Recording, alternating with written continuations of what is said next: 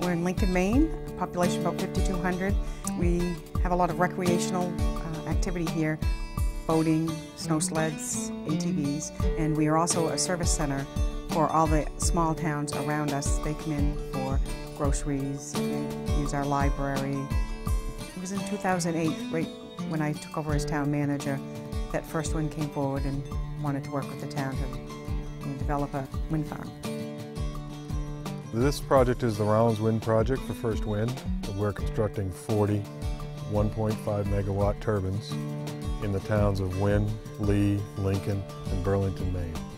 The plant, when it's completed and has gone commercial, will have the capacity to generate 60 megawatts of power. The entire town budget is $5.2 million. We had to look for different revenue streams, and this was a great way to build up that tax base. We will be receiving at least $260,000 in revenue every year for 30 years. We can purchase streetlights with that, paving of roads, any economic development that we want to do, we can use that money for those purposes. That's money that we don't have to ask our taxpayers for. Well, the wind industry, since it's come to central Maine and northern Maine, has just brought hundreds and hundreds of jobs that otherwise wouldn't be here.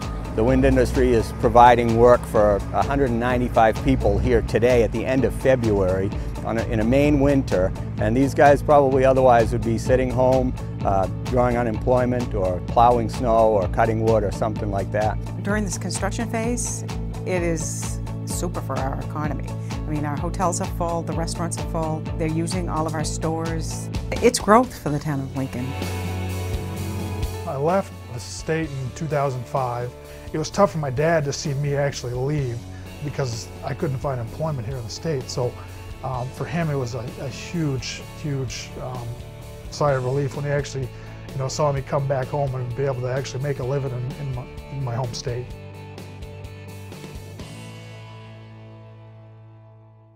Our business is to grow trees, but in the meantime, a tree takes 70 years to grow.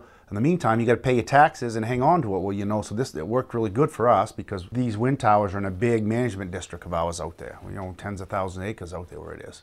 So it'll help pay the taxes in the meantime as we grow our trees. We got to have electricity, okay? I mean, they're taking the dams out of the rivers. They don't want smokestacks. You can't have nuclear power. I'm not going to live without electricity. We got to do something. As a resident of this community, I find this to be a very progressive effort to bring energy to the communities, to the region, to the state, to the nation. They've been very good to work with. They're very accommodating, and they want to make things fair for all the communities that they're working in. I grew up in southern Maine, actually in Kittery. When I was a little boy, we lived right on the Piscataqua River, across from the Newington power plants. This doesn't offset a lot of it, but it offsets some of it, and to me that's very important for the residents, the future residents of the state of Maine.